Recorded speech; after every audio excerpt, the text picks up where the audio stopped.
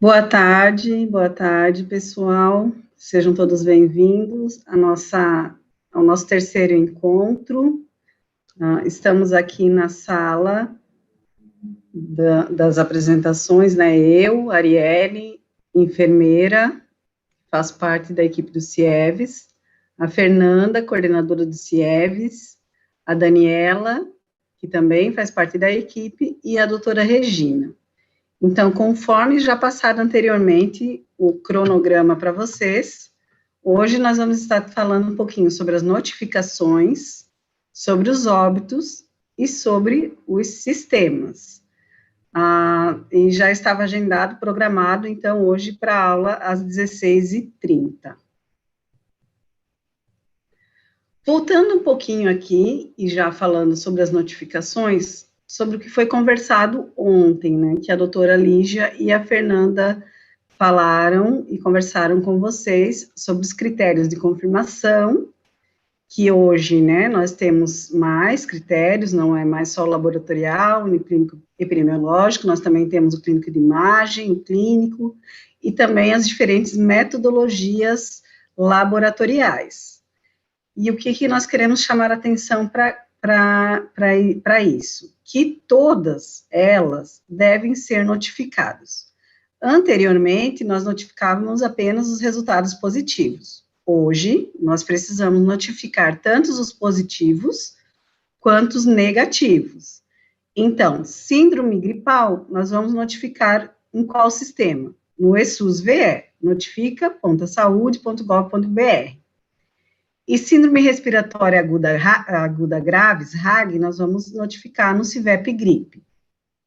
Então, todos devem ser notificados, seja eles um resultado positivo ou um resultado negativo, indiferente da metodologia laboratorial, indiferente do critério de confirmação.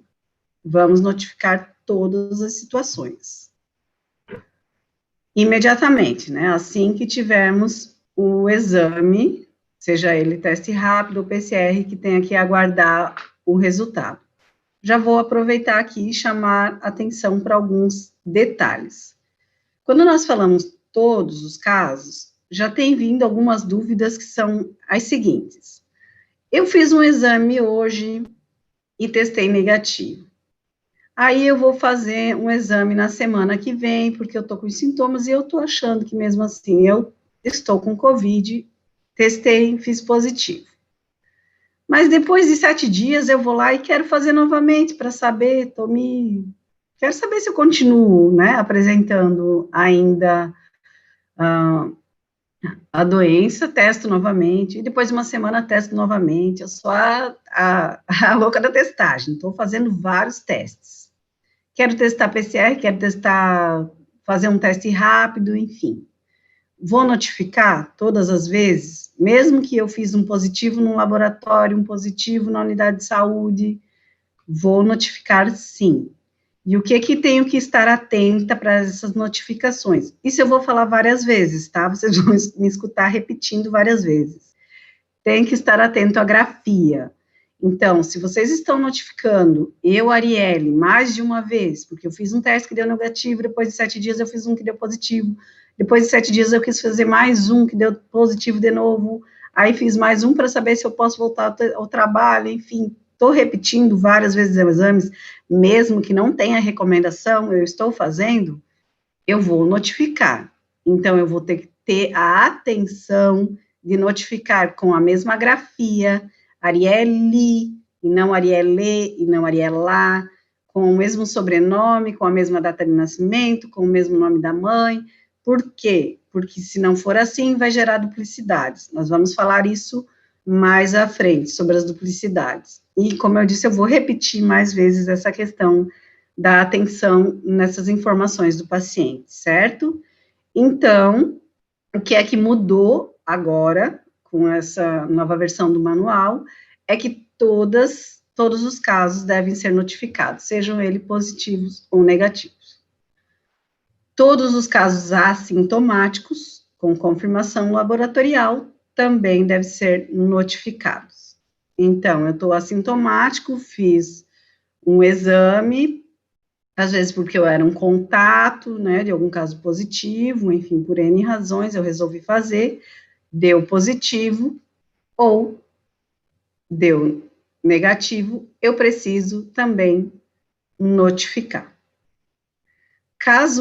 Os casos de síndromes gripais que são notificados no ESUS e posteriormente precisem de internação, ou seja, hoje eu sou positivo e estou com sintomas leves. Fui notificado no ESUS. Mas daqui a 3 dias eu vou agravar meus sintomas, vou precisar ser internada no hospital. Então, eu terei que ser notificada também no CIVEP Gripe. Neste caso, eu vou manter a notificação dos 2 sistemas, certo? E aí, mais uma vez, para que eu vou chamar atenção aqui?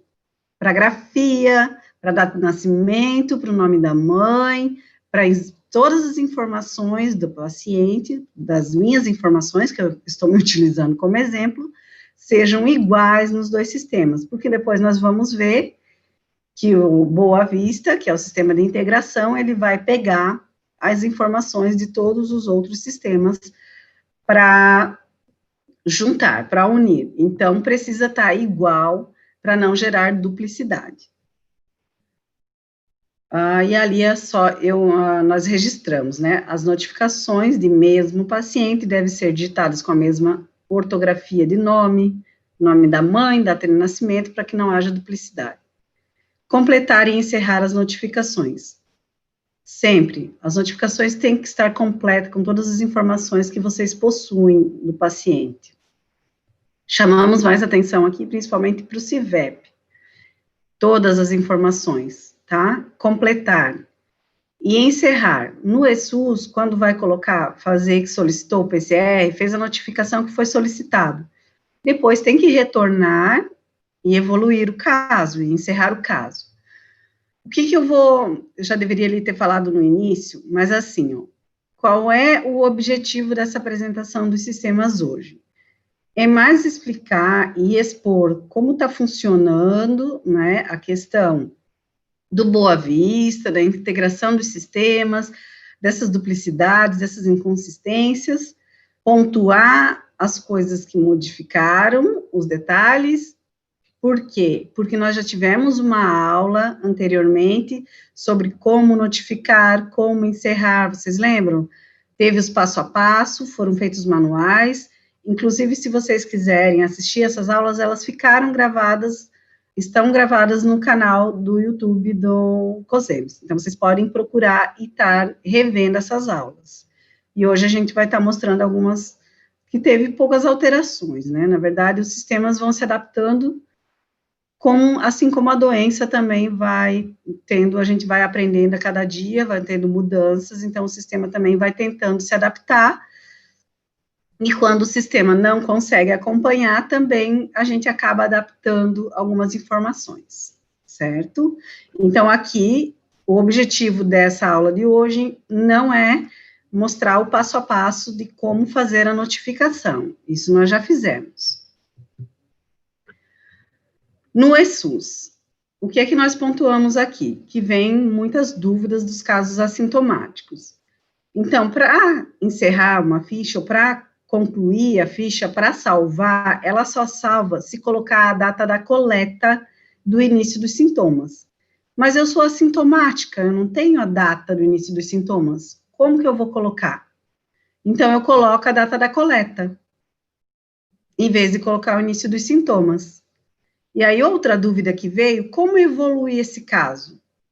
Nós vamos evoluir como cura, ok? Isso é uma adaptação, que não tem, o sistema não permite colocar no assintomático a data da coleta, e não tem também uma evolução específica para o assintomático. Então, nós vamos colocar como início dos sintomas data de coleta e vamos evoluir como cura nos casos dos assintomáticos, ok? Chamando atenção para algumas situações do CIVEP Gripe. Caso de transferências dos pacientes. de um hospital para o outro. Então, o paciente estava internado em uma unidade hospitalar, né? Aconteceu muito, principalmente ali naquela época que a gente estava com muitos casos, com vários hospitais, com unidades hospitalares já superlotados, enfim, que precisou transferir. Então, estava no hospital X e foi para o hospital Y. O que fazer? Notificar 2 vezes? Não, nós vamos manter a notificação do último hospital que o paciente esteve. E lembrar que tem que voltar e encerrar a notificação. Assim que souber a evolução do paciente, se ele recebeu alta ou se ele evoluiu para óbito, tem que voltar na ficha e encerrar. E depois nós vamos ver lá na parte de encerrar o óbito, que tem a classificação, né, que nós temos que escolher, a classificação por COVID, tem que escolher o critério de classificação, se foi critério laboratorial, classificação critério laboratorial, critério clínico, epidemiológico, enfim. Então, se nos casos que houve transferência do paciente de uma unidade hospitalar para outra, nós vamos manter a última notificação. E é nesta última notificação que nós vamos voltar e evoluir, e encerrar a notificação assim que nós soubermos a evolução do paciente. Se foi a óbito, se foi a cura, certo? Com a data, com todas as informações corretas. E nos casos de reinternação, também foi uma dúvida que chegou. O paciente estava com sintomas, internou, não estava tão grave, recebeu alta, e aí em casa agravou, voltou para o hospital, reinternou. Se passou mais de 14 dias do início dos sintomas, é uma nova notificação. Se está dentro dos 14 dias, mantém a mesma notificação, certo? Então, nos casos de reinternação, com mais de 14 dias do início dos sintomas, é uma nova notificação, certo? E aqui, mais uma vez, completar todas as informações do paciente, e inclusive o resultado dos exames, tá? Lembrar de retornar na ficha e completar. Porque, claro, às vezes quando faz a notificação, você não tem ainda toda a informação, né? Fez a coleta do exame, aí vai fazer, né, vai enviar para o LACEN ou para outro laboratório, e só depois vem o resultado. Então, quando vem o resultado, precisa voltar e fazer o registro deste resultado, certo? Depois aqui, se ainda ficarem dúvidas, vocês podem estar encaminhando para o e-mail do coronavírus.sc@gmail.com. As notificações dos laboratórios privados, então, nós continuamos com a base do SC Digital, os laboratórios privados, as farmácias, as drogarias, elas precisam notificar na plataforma do SC Digital, que está lá no site do LACEN, tanto os positivos quanto os negativos. Então, qual foi o objetivo, né? Por que foi criada essa plataforma do SC Digital? Para pegar mais, lá no início, quando nós começamos essa pandemia, quando começaram as notificações do ESUS, então, para a gente não perder informação, nós tivemos, foi criado essa plataforma para ter mais um apoio, para a gente não perder mesmo informações. E eles precisam continuar informando nessa plataforma. Também veio um questionamento sobre o que os laboratórios precisam informar nessa plataforma. Eles vão informar dados do paciente. São basicamente as mesmas informações que são feitos no cadastro do GAL, do cadastro da amostra, e algumas informações mais específicas para o COVID. Caso vocês tenham curiosidade, vocês podem estar acessando esse link que nós estamos colocando aqui na apresentação, que estão no manual, que já na página inicial, ele vai estar mostrando, vai ter imagem dos ícones que a plataforma solicita ao laboratório privado, mas são informações do paciente, como os sintomas, como informações de residência, como as informações de início dos sintomas, enfim, as informações que também já são registradas no eSUS.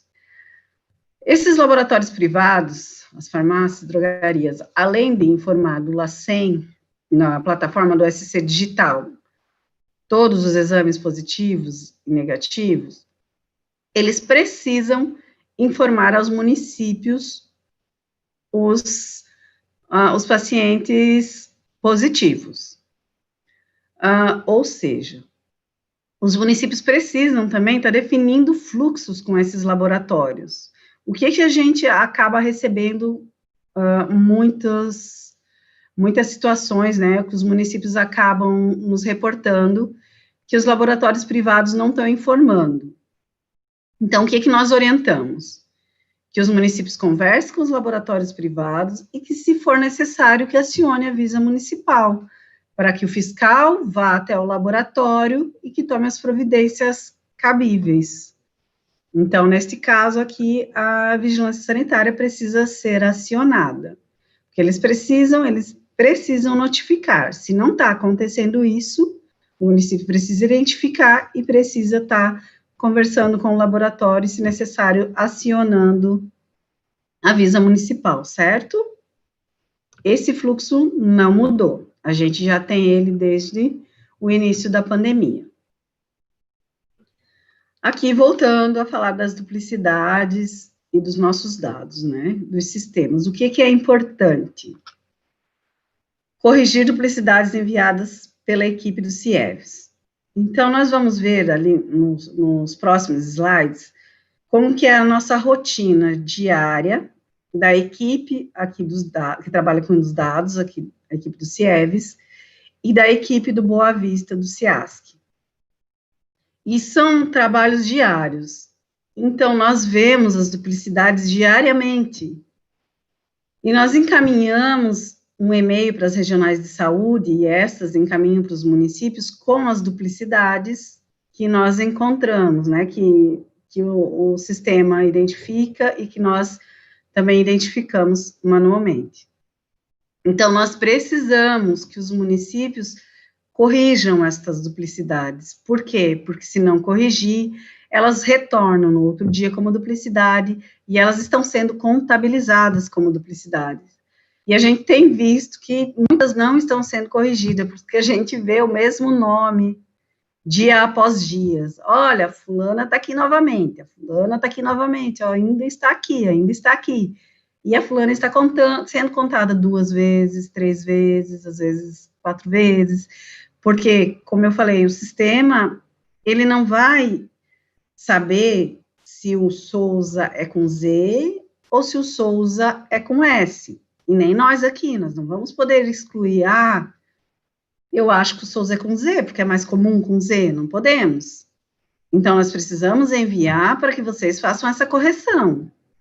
Então, mais uma vez, nós vamos pedir, né, a colaboração para que vocês mantenham uma rotina, de que além desses que nós enviamos, para vocês corrigirem, que vocês baixem os bancos. A gente sabe que agora o eSUS, ele só baixa o banco semanalmente, né, de 7 dias, então vai gerar mais trabalho para vocês, porque vocês vão ter que baixar do dia 1 ao dia 7, ou depois do dia 7 ao dia 14, enfim, de 7 em 7 dias, mas esse banco precisa ser avaliado, precisa ser corrigido, e não só do eSUS, do CIVEP também, são bancos que estão enormes, muito grandes mesmo, e nós, em nível central, aqui no CIEVS, ou a Simone lá na GVIM, a gente não consegue estar trabalhando essas duplicidades.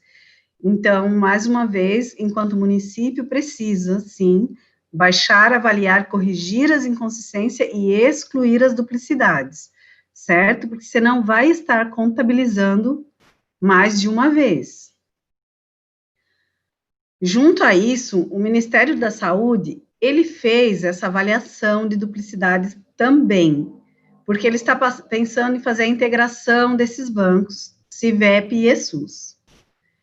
Então, o que eles fizeram? Eles fizeram a avaliação do dia 1 de janeiro até o dia 8 de agosto de 2020. E o que eles perceberam?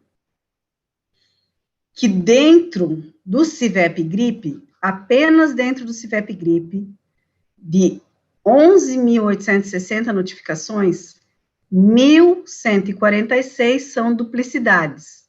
Aqui estamos falando só do CIVEP Gripe. É muita duplicidade. Claro que, né, ao avaliar um ou outro, pode não ser. Dentro do ESUS, neste período do que eles pegaram, de 370.989, 89.278 eram registros duplicados, ou seja, quase 90 mil registros duplicados. Então, a gente precisa avaliar essas duplicidades. E registros pareados, aqui são os registros pareados dos dois sistemas, CIVEP e ESUS. Então, nós temos ali quase 4.500 duplicidades do ESUS e do CIVEP, que estão no ESUS e que estão no CIVEP. Ok, alguns são registros que devem estar nos dois mesmo, mas e os que não são? Qual é a preocupação? Que a hora que eles integrarem esse sistema e corrigirem essas duplicidades automaticamente, o algoritmo do Ministério, do sistema do Ministério, fizer essa correção, esse número pode dar muito diferente do que nós temos, do que os municípios têm.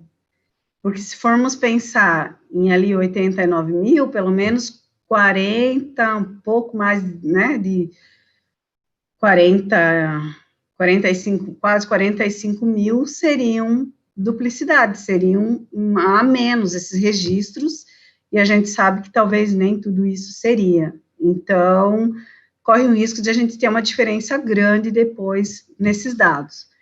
Então, mais uma vez, sendo repetitiva, precisamos avaliar os nossos bancos, certo?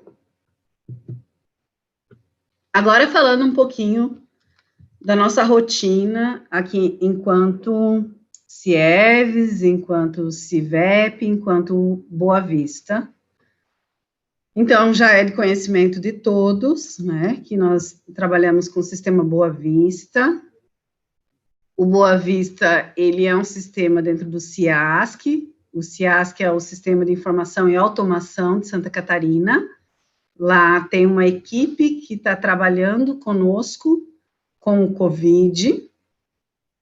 Então, como que nós estamos fazendo, né? Como que o Estado está trabalhando essa questão? Nós temos as unidades notificadoras. Quem são as unidades notificadoras? São os municípios. As unidades, os estabelecimentos de saúde que estão nos municípios. As unidades de saúde, vigilância epidemiológicas, hospitais, laboratórios, são quem estão notificando dentro dos sistemas. Quais são os sistemas? Os nossos principais, os oficiais, são o ESUS-VE e o CIVEP Gripe. Quais outros nós usamos como apoio?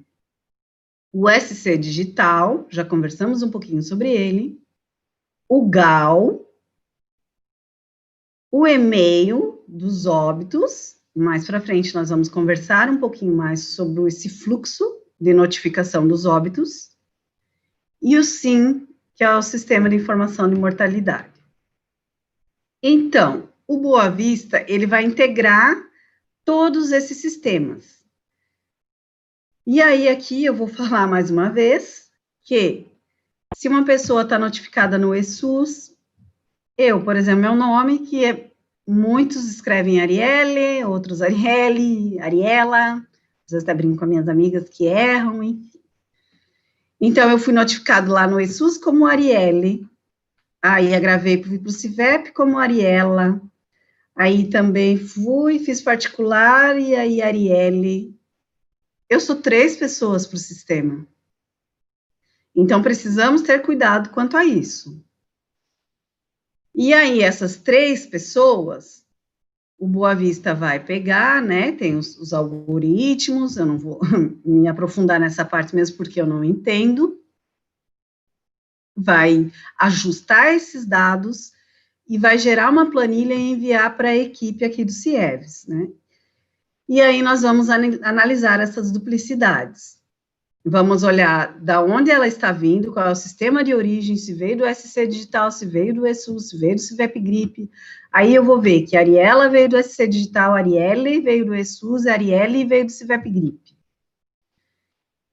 E aí nós vamos enviar para as regionais de saúde para que ela envie para o município, porque o meu município de origem é São José. Às vezes eu estou em São José, às vezes eu estou em Florianópolis. Então, também, né, o município vai ter que definir de qual é o meu município, para nos informar e para a gente ver qual duplicidade nós vamos excluir. E aí, vindo esta planilha,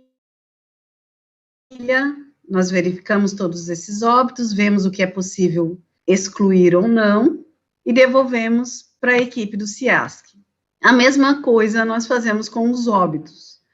Nós temos um drive dos óbitos, além de a questão dos óbitos, além do Boa Vista pegar do CIVEP Gripe, pegado sim, ele também pega de um drive que é alimentado manualmente pela equipe, com as informações que são enviadas pelo e-mail, com a ADO, declaração de óbito, e com o laudo do exame, nós alimentamos esse drive, o Boa Vista também capta essa informação. E também vem separadamente uma duplicidade dos óbitos para a equipe avaliar. Então, depois dessa análise, volta para a equipe do Boa Vista, para eles rodar novamente toda essa informação de todos esses sistemas, e aí vem novamente para a equipe do CIEVES, a planilha de duplicidades, principalmente a do óbitos, que a gente vê com mais atenção, e assim, nós ainda estamos com um número considerável de casos positivos subindo diariamente, né? Ainda numa média de 2.500 casos dia, casos confirmados, não estou falando de óbitos. Então, ainda temos um número considerável de duplicidades para avaliar. E depois, sim, que foi validada essa informação, é que o Boa Vista da roda finaliza e divulga a informação e divulga para quem, né? E aí a gente utiliza, então, a informação para os boletins, para a sociedade civil, para os municípios, gestão, nos painéis e dados abertos. Então, assim, apesar de ter essa automatização do sistema, que facilita muito, porque a gente trabalha, né, com muitos dados. Lá no início, a gente trabalhava os casos confirmados com planilhas, os casos confirmados dos laboratórios privados nas primeiras semanas, mas depois, obviamente, não se conseguiu mais dar conta. Hoje não tem como, é impossível, precisaríamos, sim, com certeza, ter esse apoio do CIASC, esse apoio da automatização. Mesmo assim, nós ainda temos também o trabalho manual. E aí a gente pede mais uma vez, porque esse trabalho manual ainda cai nas duplicidades, que é isso que a gente acaba tendo que estar limpando e trabalhando. Então, a gente precisa que esses bancos sejam limpos, sejam avaliados, mesmo porque também tem a questão da automatização e da integração dos 2 sistemas por parte do Ministério da Saúde. Certo? Espero que eu tenha sido clara aqui, que vocês tenham entendido, mas a gente vai permanecer à disposição pelo e-mail para as dúvidas. E aí, puxando um pouquinho para os dados abertos, vocês já têm já é de conhecimento de vocês, o site do coronavírus. Lá nós apresentamos, né, temos os painéis de casos e óbitos, não vamos nos apegar a eles nesse momento, porque também já foram apresentados, vocês já devem ter entrado neles várias vezes, para pegar várias informações. Então, né, nele nós temos ali vários painéis, são 10 abas, que vocês podem estar navegando por elas. Essa primeiro aqui, na hora que entra, já entra essa tela, que é dos casos confirmados, dos óbitos, dos exames que estão sendo processados, quantos municípios nós temos com casos confirmados, né, o estado todo com casos confirmados. Temos os gráficos por município, confirmação por sexo, os óbitos, tem a aba por macro regional, tem confirmação por caso, a evolução por dia, por óbitos, enfim, vocês podem estar acessando e navegando aba por aba ali, as 10 abas que nós temos, para ter mais conhecimento das informações. O que mais que nós temos, né? Mais uma plataforma de informações. Aqui não é aberto ao público, precisa de ter senha para estar acessando, que é a sala de situação digital do Covid-19. Onde está essa sala digital? Ela está dentro do site do Ministério Público de Santa Catarina, onde já existe a lista de espera do SUS. Então, já houve uma capacitação para os municípios regionais e para os apoiadores do COSEMS, assim como já foi liberado o acesso para essa plataforma. Então, acessando com e-mail e senha, para aqueles que têm, né, o responsável pela Covid das regionais, ou o responsável no município, os apoiadores que têm acesso, acessando vai ter algumas informações ali ao lado da lista de espera, então tem a Covid-19, tem umas informações que vocês já conhecem, e o que é que foi disponibilizado recentemente? A listagem não anonimizada. O que isso quer dizer? Com os dados sensíveis. Porém, essa listagem, ela está acessível apenas para o gestor municipal. Eles já estão, alguns municípios, alguns gestores já têm a senha, outros já estão fazendo via COSEMS, certo?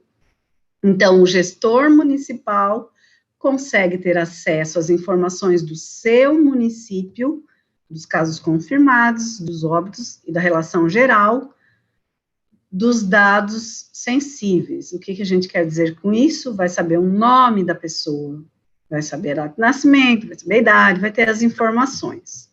Aqui a gente trouxe uma tela com exemplo, mas é claro, a gente, né, tapou ali o nome da pessoa, mas foi aqui um exemplo do município de Florianópolis, então vai ter um nome, o CPF, a idade, macro-região, e aí mais informações disponíveis.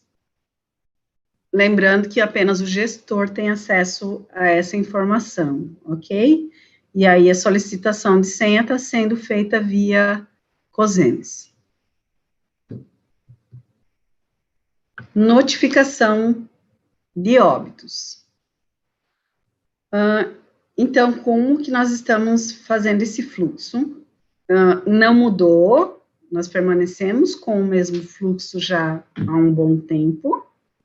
Então, todos os óbitos, sejam eles suspeitos ou confirmados, devem ser notificados, comunicados, em até 24 horas pelo e-mail, óbitoscoronavírus.sc@gmail.com. Precisa anexar declaração de óbito e o laudo do exame laboratorial. Então, esse óbito, ele só vai ser contabilizado a partir do momento que tiver essas informações, declaração de óbito e exame laboratorial. O que é importante agora, eu lembrei, quando a gente já falou do CIVEP, né, e agora, voltando um pouquinho, Claro que nem sempre, quando vai encerrar, eu não sei ali o fluxo dos hospitais e dos municípios, se tem a DO em mãos ou não na hora de encerrar a notificação lá no CIVEP. Mas é muito importante que a notificação, que a grafia do nome do CIVEP esteja de acordo com a declaração de óbito, né? Que a documentação do paciente esteja toda igual. E aí, o que é que nós usamos como parâmetro? A declaração de óbito. Claro que às vezes pode estar errado, e aí precisa ser corrigida a própria declaração, através de uma retificação, de um documento, né? A declaração de óbito não pode ser rasurada, então tem que estar atento também a esses detalhes, né? O nome também da declaração de óbito e do CIVEP-GRIP tem que estar igual. Precisamos dessa informação no e-mail, certo? Além de comunicar o óbito, anexar a declaração e o laudo do exame. E registrar no CIVEP-GRIP e registrar no sistema de mortalidade. Independente da hospitalização, por quê? Porque mesmo que o óbito seja no domicílio, precisa ser notificado no CIVEP-GRIP, certo? Então, aqui, conferir os dados da DO com os dados inseridos no CIVEP-GRIP. Ter a mesma informação, ter o nome da mãe, tudo igual. Encerrar a notificação. Voltar lá no CIVEP-GRIP e encerrar. O Boa Vista, ele só vai pegar a informação do CIVEP-GRIP quando a conclusão da notificação estiver de acordo, certo? Quando a classificação final do caso estiver 5, SRAG por COVID-19, o critério de encerramento pode ser que seja laboratorial, pode ser que seja clínico epidemiológico, pode ser que seja clínico, pode ser que seja clínico por imagem. Já tem essas opções no CIVEP. A evolução do caso tem que estar óbito. E tem que estar a data do óbito. Aqui estamos falando de encerramento como óbito. E ali também a data do encerramento e o número da DO. Então, só reforçando, o Boa Vista vai pegar a informação do CIVEP quando esta conclusão estiver encerrada, informada, quando tiver todas essas informações, certo? Nós sabemos também que tem um certo delay da informação quando é digitado no CIVEP, para subir para o API do Ministério da Saúde e para o Boa Vista. Então, mesmo assim, todas as informações que chegam via e-mail, todos os óbitos, eles vão para um drive, eles são inseridos pela equipe nesse drive, com todas as informações contidas na DO, e só se tiver DO e laudo do exame, comprovando, né? E aí, quando subir a informação do drive e subir a informação do CIVEP, se elas estiverem exatamente igual, não vai gerar duplicidade. Se estiver diferente, vai gerar duplicidade e o Boa Vista vai pegar essa informação e vai passar para a equipe avaliar. Por isso que, sendo mais uma vez repetitiva, precisa a informação estar igual.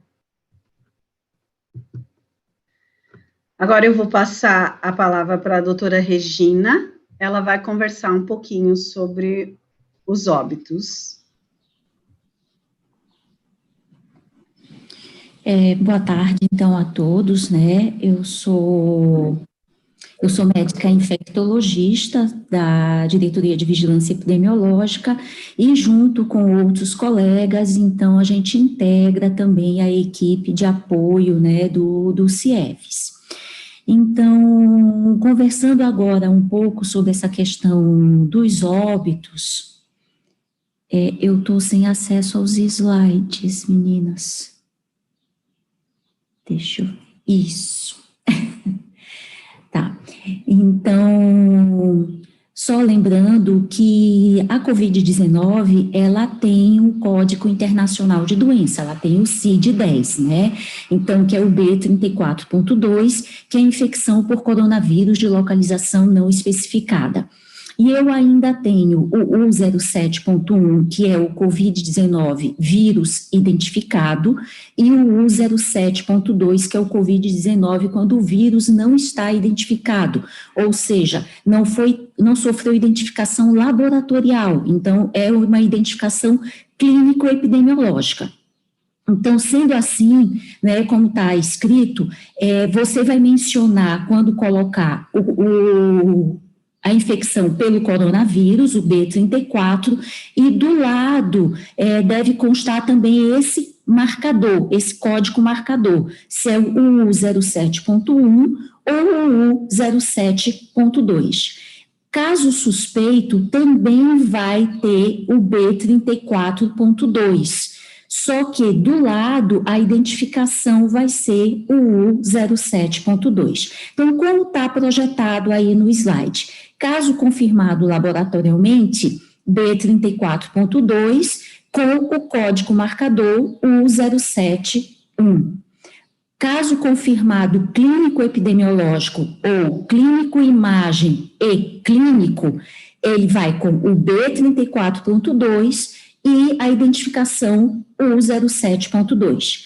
E caso suspeito também, B34.2 com o identificador do marcador do código 007.2, tá? Então, é assim que tem que ser colocado. Pode passar o próximo.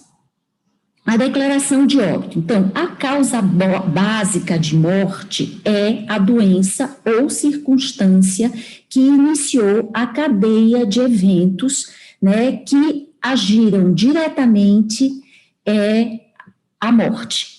As causas intermediárias no atestado, eles são estados mórbidos que produziram a causa terminal.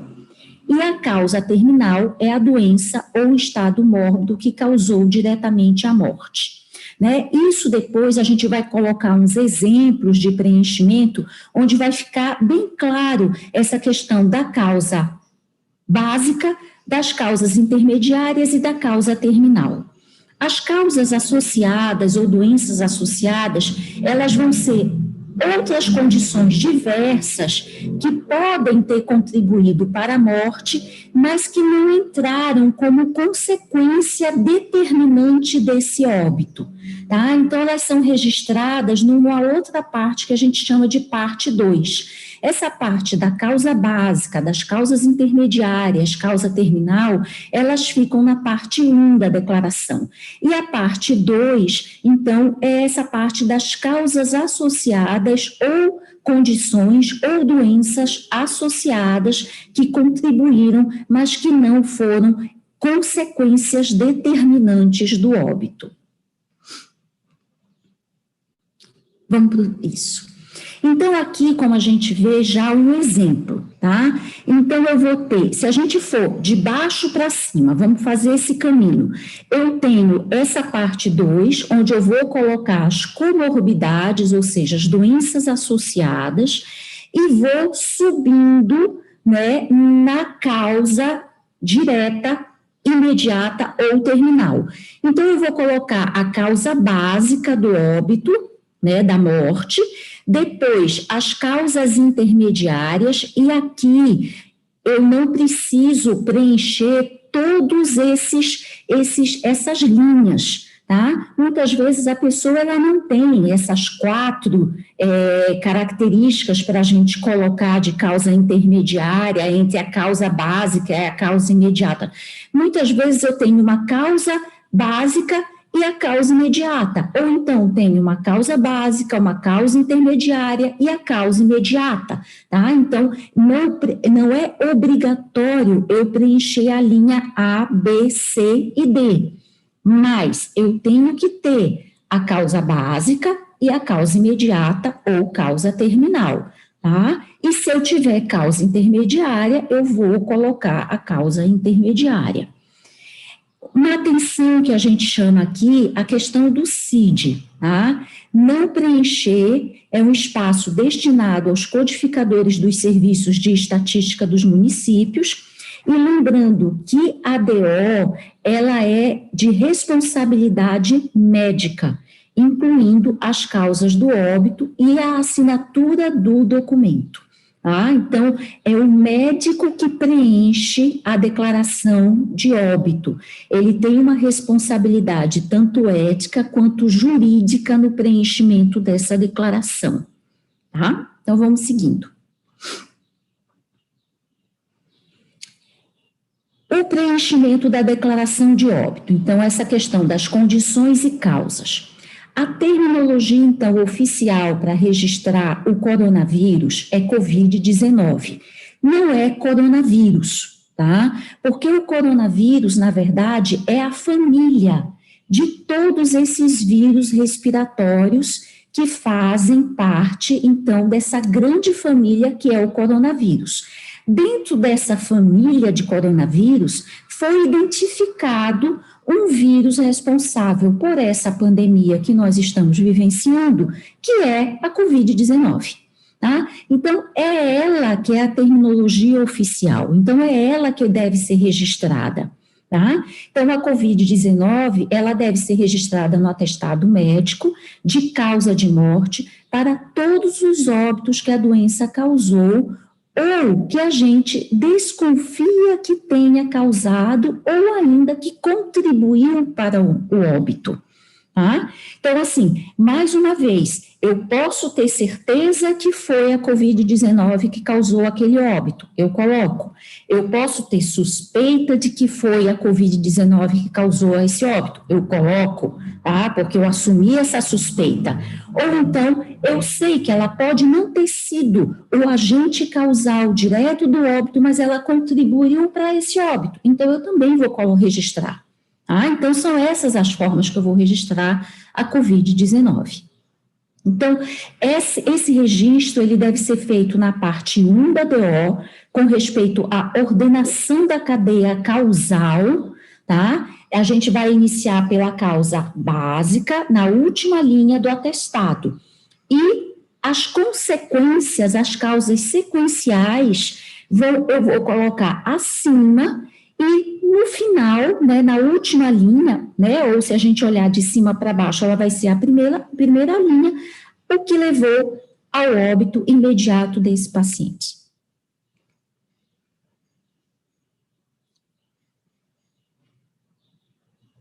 Na parte 2, deve ser registrado, então, as comorbidades que contribuíram para a morte.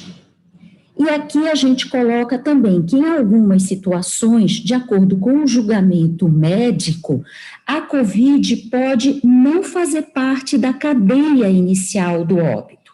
Então, mas ela pode ter contribuído. Então, ela vai para essa parte 2 de comorbidades, de registro de comorbidades, tá? Então, ela pode tanto estar na parte 1 como na parte 2. Lembrando que, assim, o médico, ele tem que realmente fazer um julgamento bastante criterioso para considerar a COVID-19 como fazendo parte de uma comorbidade, tá? E muitas vezes ela pode entrar, sim, nesse critério, não fazendo, então, como sendo ação causal, né, desse óbito, sendo, então, registrada na parte 1 da DO. Os tempos, então, transcorridos, né, isso é uma outra coisa que tem que ser observado, entre o diagnóstico informado na parte 1 e a morte, deve ser registrado à direita da respectiva causa. Então, tem todo um sequenciamento de temporal, todo um sequenciamento de tempo que a gente tem que registrar. E o campo 39, que é referente à necrópsia ou necropsia, ele só deverá ser preenchido se foi executado um procedimento, certo? Porque a autópsia verbal, ela não vai ser considerada como realização de necrópsia. Tá? Então, assim, mais uma vez, necrópsia, autópsia verbal não vale como necrópsia. Necrópsia tem que ser executado, tá? É um procedimento executado. Vamos para o próximo? Isso. Então, continuando.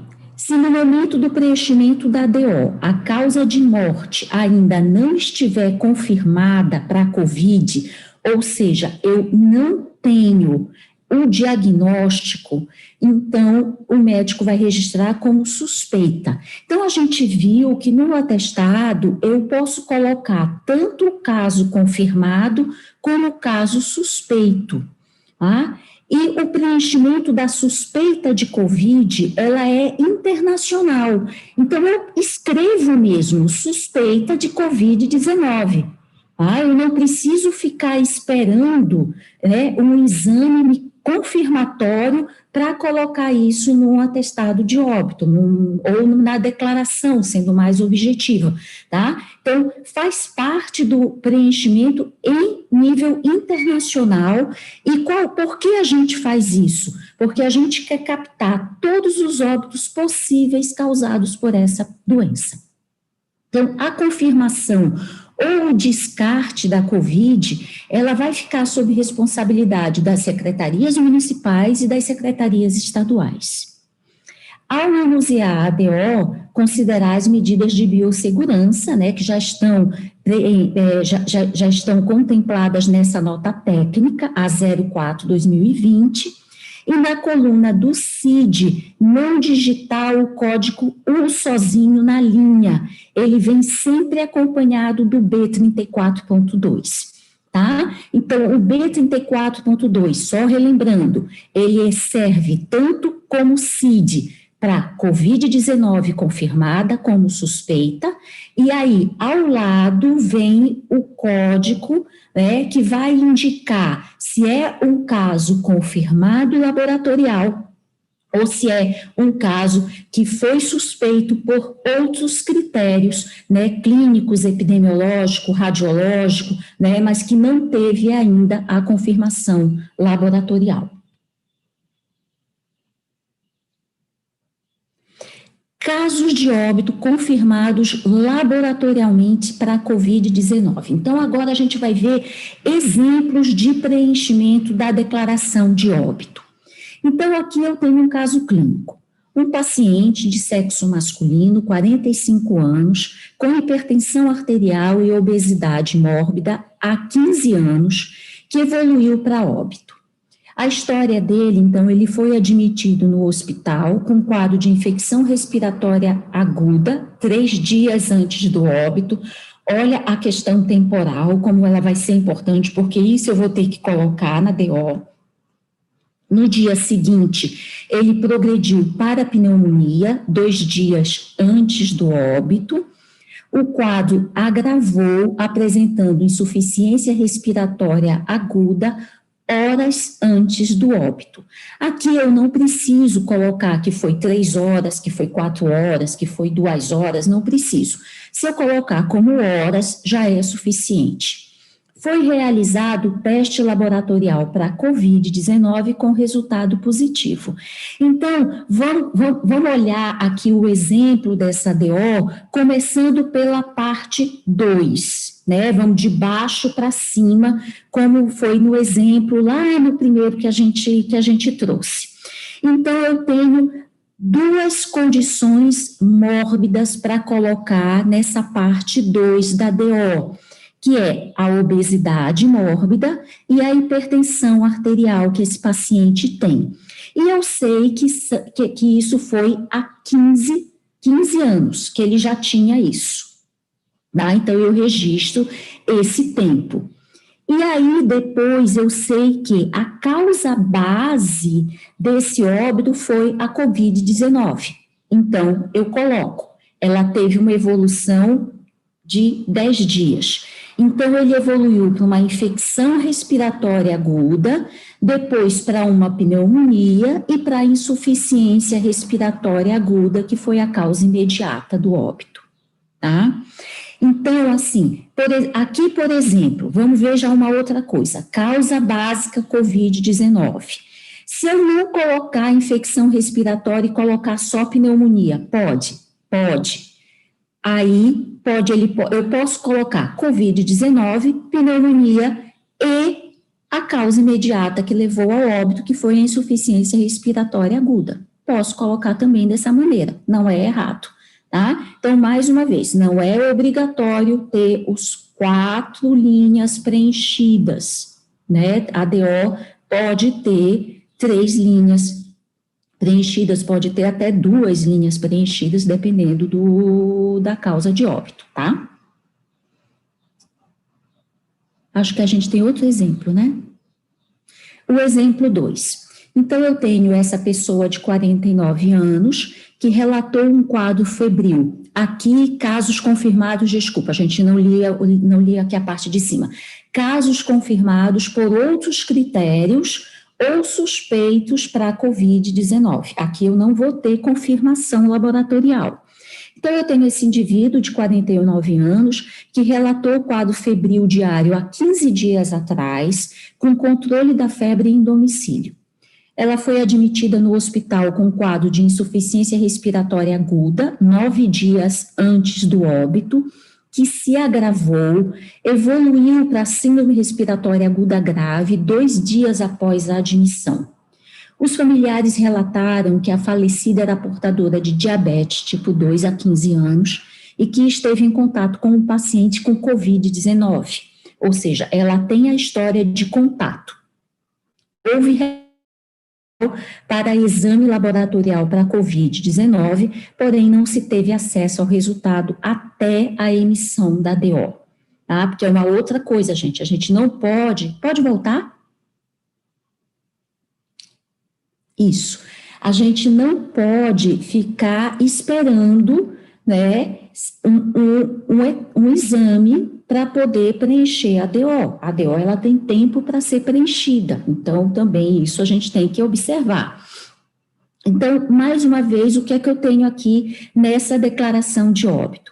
Na parte 2 vai entrar o diabetes tipo 2 da paciente, e depois, suspeita para COVID-19. Veja bem, eu posso, então, registrar suspeita para COVID-19. Ele não está errado escrever dessa forma. Insuficiência respiratória aguda e síndrome respiratória aguda grave, que foi realmente a causa imediata desse óbito, tá? Então, é assim que eu vou preencher a DO. Coleta pós-mortem, né, que é uma dúvida que muitas pessoas têm em relação à questão de exame. Ou seja, a pessoa foi a óbito, eu suspeito, mas eu não tenho o exame, posso deixar isso por isso mesmo? Não, se pode coletar, se deve coletar exame, tá? Porque, veja bem, mais uma vez, essa DO, esse atestado, ele vai ser reavaliado. Então, se depois eu tiver informações conclusivas, ele não vai ser suspeito, ele vai ser um caso confirmado, tá? Então, eu posso coletar exame pós-mortem, né? Então, aqui a gente tem o suave combinado, aspirado de nasofaringe ou secreção traqueal para o RT-qPCR, ou coleta de sangue capilar para realização do teste rápido nos 30 minutos após o óbito, ou sangue coletado de câmara cardíaca nas primeiras 24 horas após o óbito, para posterior investigação pela equipe de vigilância local, então pode fazer isso.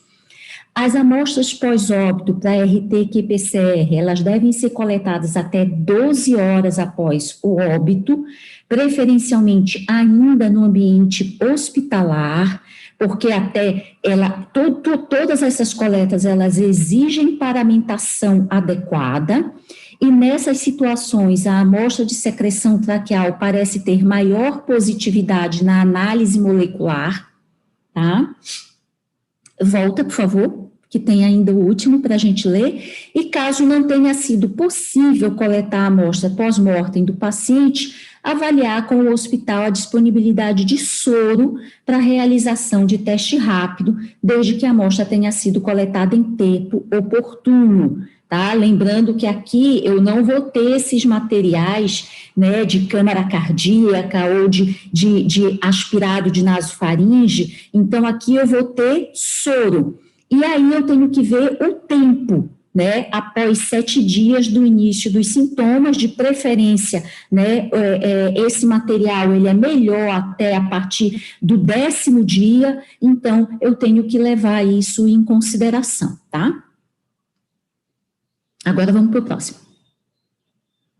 Na possibilidade de realizar coleta para diagnóstico histopatológico e viral, ou seja, até para cultura, né, as seguintes amostras, então, poderão ser coletadas, que é o tecido da região central dos brônquios, brônquio direito e esquerdo e da traqueia proximal e distal, tecido do parênquima pulmonar direito e esquerdo, tecido das tonsilas, né, que são as amígdalas e mucosa nasal, e acondicionamento e transporte, né, de acordo com o manual de orientação da COVID, que tem toda uma orientação de como eu vou transportar, de como eu vou deixar esse material adequadamente guardado para ser possível de fazer um diagnóstico histopatológico e viral.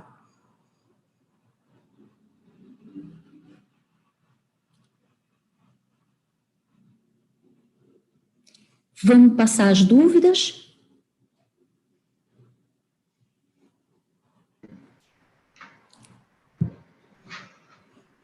Meninas, podemos continuar? Oi, boa tarde.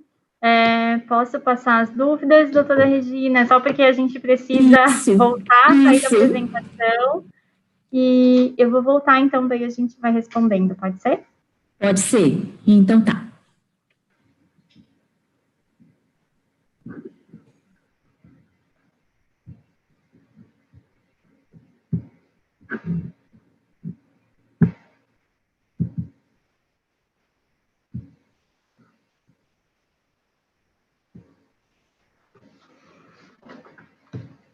Certo. Boa tarde a todos, então, meu nome é Fernanda, para quem não assistiu a apresentação de ontem, né, sou coordenadora do CIEVES. Agradeço aqui a participação hoje da Arielle, falando um pouquinho sobre as notificações e os sistemas, e da doutora Regina, falando um pouquinho sobre os óbitos. Então, agora a gente vai respondendo as dúvidas que foram encaminhadas por vocês para o e-mail, em relação à pauta da nossa reunião de hoje. E eu vi que tem algumas dúvidas no chat, a gente está pedindo para que vocês encaminhem por e-mail essas dúvidas, essas discussões, para a gente poder responder para vocês amanhã. Então, uma das colocações, algumas dúvidas a gente nem vai colocar aqui, porque já foram respondidas ao longo das apresentações da doutora Regina e da Arielle, tá? Então, essa foi uma colocação que chegou, de um caso que foi digitado no SIM como suspeito, mas ele tinha PCR negativo e exame de imagem negativo, né? Então, ele era um caso descartado. É necessário fazer uma investigação registrada em formulário para descartar o óbito por COVID? O que se faz hoje é deletar essas codificações, caso contrário, ele é considerado confirmado pelos critérios especificados acima que usam o mesmo código. Percebemos uma grande dificuldade de confirmação de óbito clínico por imagem, e estamos aguardando um óbito suspeito, pendente, enfim, né, tem uma série de solicitações, e aqui eles sugerem que seja feita uma ficha padrão para a investigação. Então, o que eu gostaria de esclarecer para vocês? A gente consegue fazer as orientações técnicas em relação a esses óbitos, né, o que entra como critério, enfim, mas toda essa parte específica da investigação dos óbitos é com o nosso núcleo de sistemas. Então, toda essa padronização de formulário para ficha de investigação, a gente vai estar passando para esse setor como uma sugestão de vocês, informando que isso agiliza o processo de investigação, tá?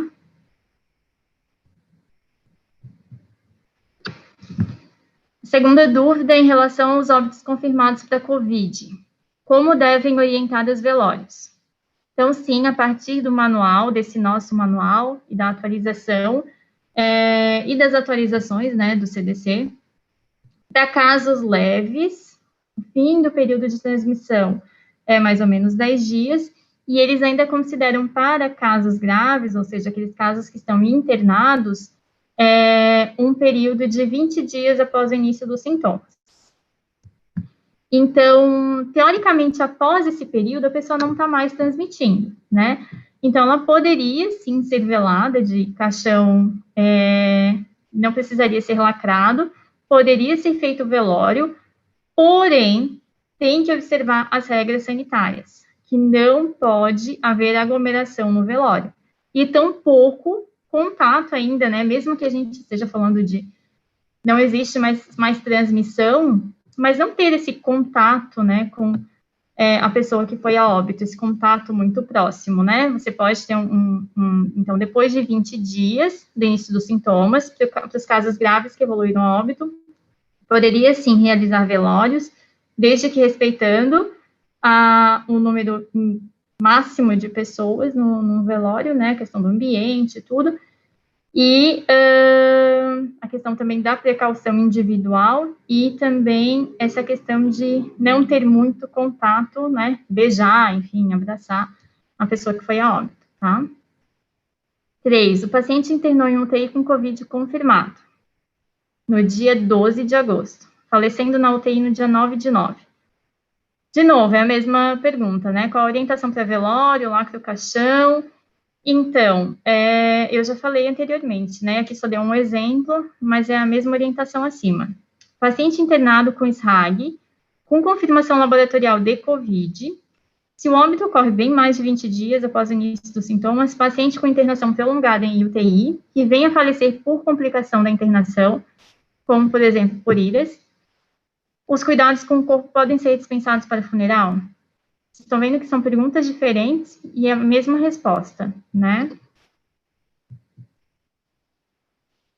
Basicamente, as dúvidas que a gente recebeu, que não estavam contempladas na apresentação, foi em relação à questão do velório, tá? O que eu faço? Se já pode ser com caixão aberto, existem as normativas para isso, as orientações, tá? E realmente, a partir desse manual, a gente orienta que após o 20º dia do início dos sintomas, a pessoa não está mais transmitindo, podendo ser velada com o caixão aberto. Eu só queria fazer, antes da finalização, algumas orientações da vídeo de ontem, porque daí depois eu olhei o chat e vi que vocês ainda ficaram com algumas dúvidas. Então, assim, gente, o PCR ainda é o padrão ouro, tá? É muito importante que vocês tenham em mente que é a melhor metodologia a ser feita. Então, se eu vou escolher entre fazer um PCR, porque me dá um resultado em 20 minutos, mas tendo a possibilidade de fazer um PCR, que vai levar 3 dias, vocês devem optar pelo PCR. Hoje, nós já normatizamos todos os nossos insumos, a gente está recebendo, o Lacen ontem falou que está tudo certo, está tudo ok. É claro que o que a gente falou, síndrome gripal, a gente não consegue fazer de todo mundo, mas a gente ainda consegue fazer para aqueles grupos prioritários.